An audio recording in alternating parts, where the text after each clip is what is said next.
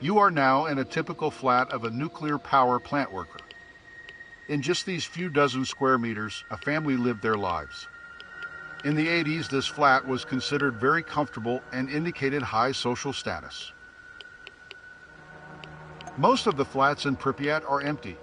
Chairs, sofas, and other furnishings remain in only a few of them.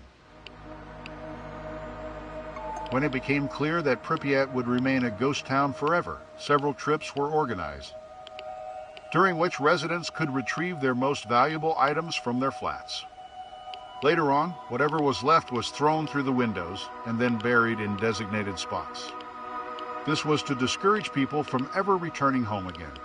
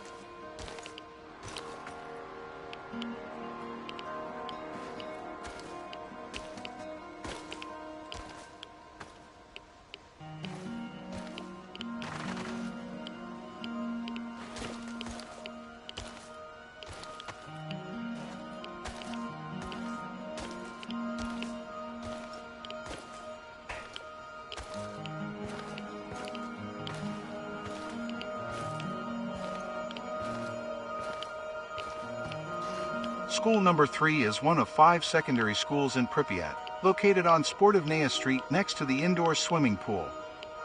The school had modern amenities such as music and sports facilities. Although abandoned, the building remains in relatively good condition. It sustained less water damage than other schools in the city. The wooden window frames are still in place, but the cast iron radiators are gone. With its central location and variety of spaces, this school is a fascinating place to visit and a reminder of the hundreds of children who once attended it. It's notable for its collection of gas masks, which have since been scattered on the floor by looters scavenging silver from the filters.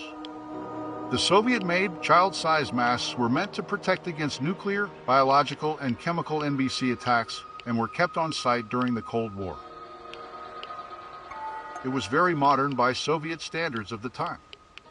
The building was supposedly designed by Kiev Scientific Research Institute of Electrotechnical Physics, like many other schools in the Soviet Union.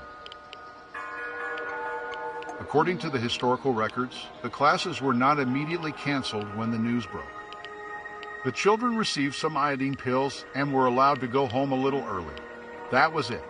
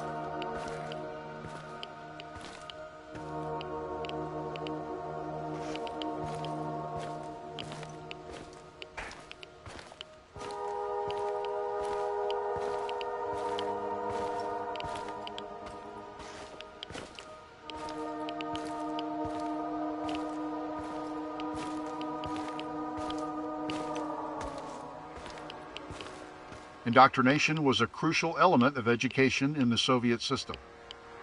From a young age, children were taught about the forefathers of communism, the leading role of the party, and the foundations of socialist society. Teachers instilled the values of total submission of the individual and the collectivization of action. Such classes were ubiquitous in every republic of the Soviet Union, as well as Eastern Bloc countries like East Germany and Poland. Music lessons played an important role in youth education. Talented children were enrolled in school bands and choirs, which took part in national competitions. Meetings, concerts, and art presentations, and every other aspect of the school's cultural life took place here. In fact, various groups held their meetings and rehearsals here every day. The grand piano on the stage was used for accompaniment. This is a standard setup for every school in Pripyat.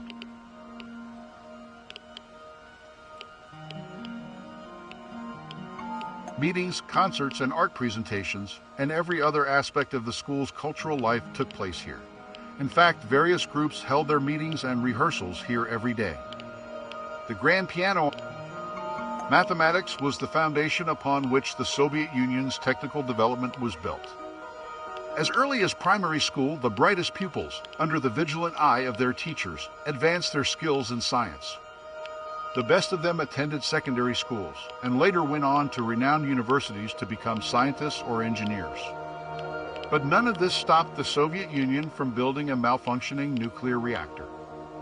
The faulty design they used was intended for the production of weapons of mass destruction, not for civilian applications, by the way.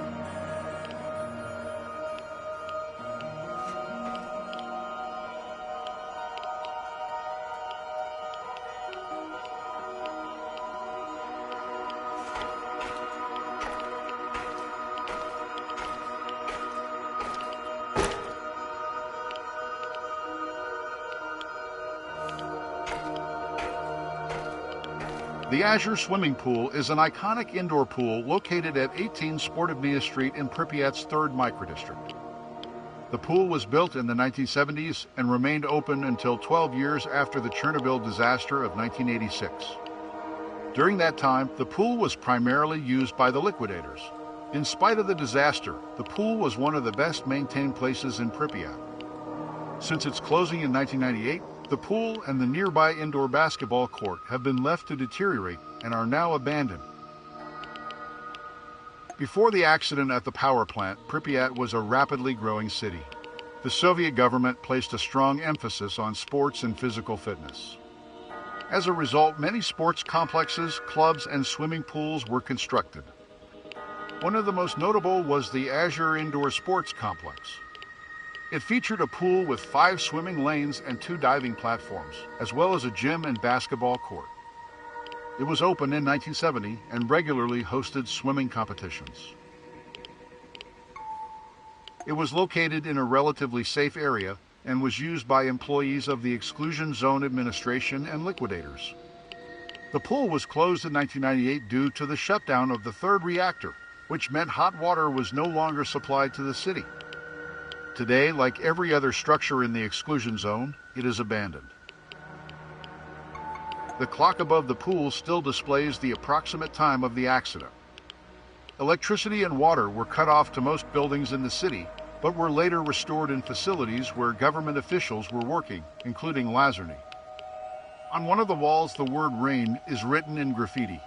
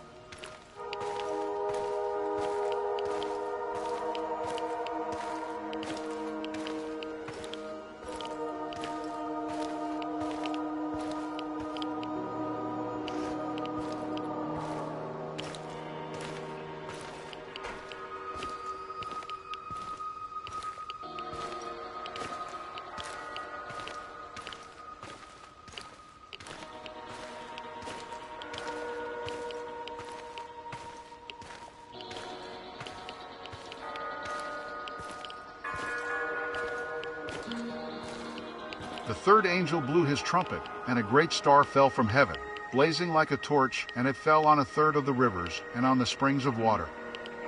The name of the star is Wormwood.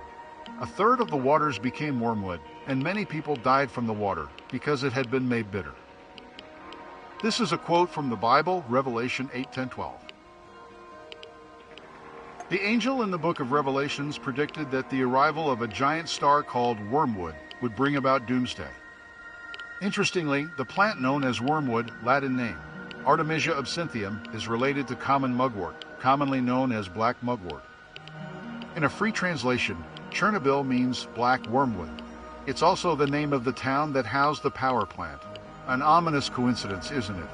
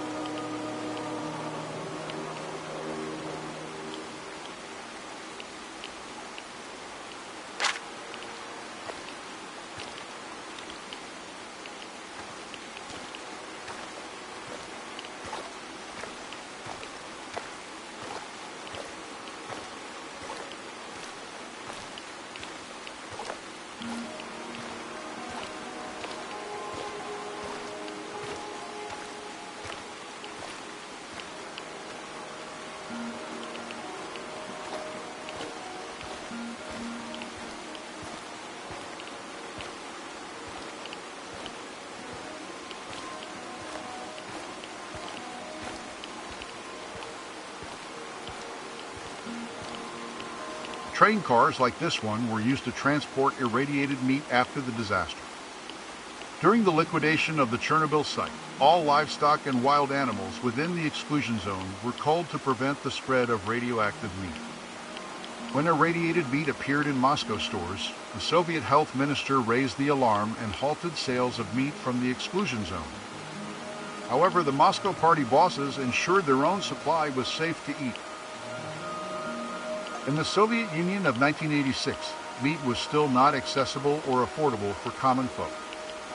Beef was especially scarce.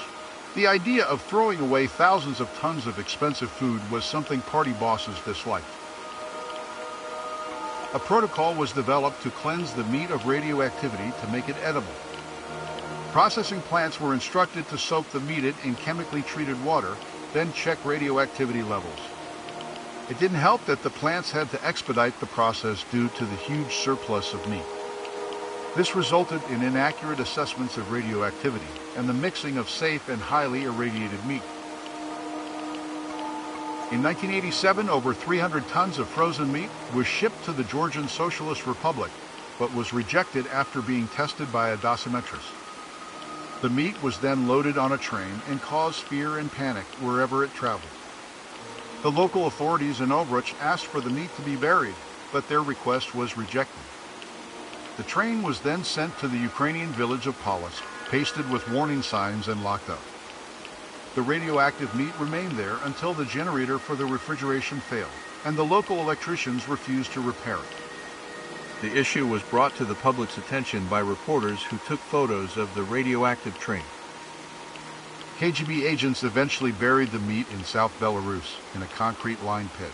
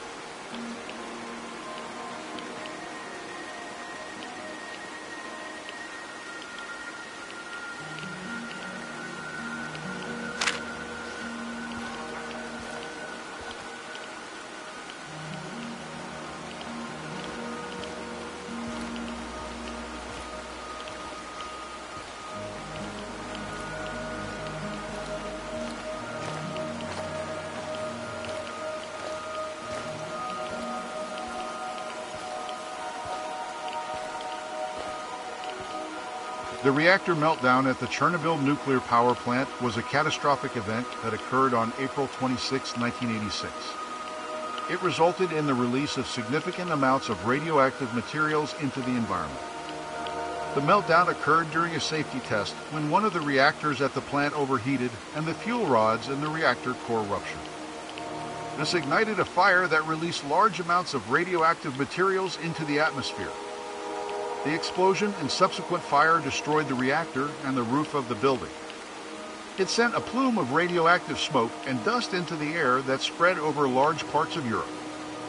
Later on, a special containment structure called a sarcophagus was created to stop the spread of radionuclides. All in all, the disaster caused widespread environmental contamination and led to the evacuation of over 100,000 people from the surrounding area. The explosion and subsequent fire destroyed much of the reactor and the roof of the building. However, remnants of the reactor were eventually encased in a massive concrete structure known as the sarcophagus. It was built to contain the remaining radioactive materials and prevent further spread of contamination. The sarcophagus was built over the course of several months. Over 600,000 workers were involved in the effort. In recent years, a new containment structure known as the New Safe Confinement, or ARCA, has been built over the sarcophagus. This new structure was needed to better contain and protect against the spread of radioactive materials. While the reactor itself was severely damaged and is no longer in operation, much of the radioactive material remains at the site. The Chernobyl disaster was caused by a combination of factors, including design flaws in the reactor, operator error, and an inadequate safety culture.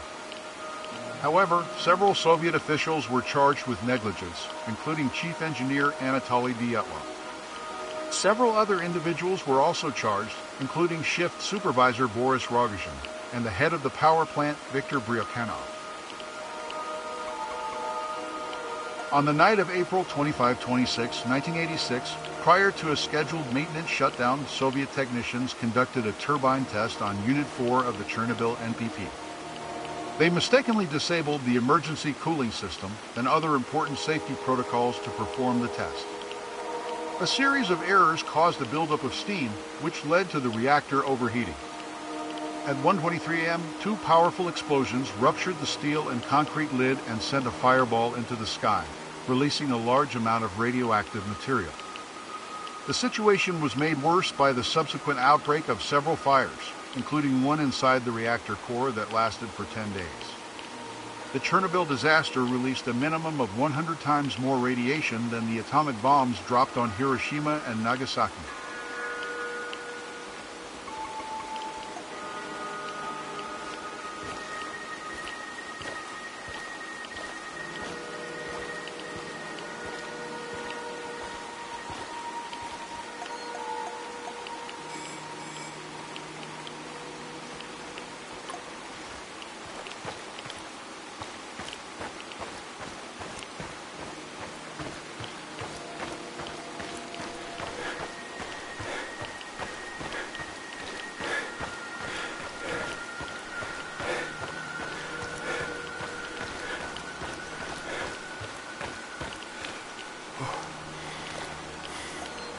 The Chernobyl NPP shelter structure, also known as the sarcophagus, is a large concrete and steel dome that covers the damaged Reactor 4 building. The sarcophagus was built to contain radioactive materials following the 1986 disaster and to protect the environment from further contamination.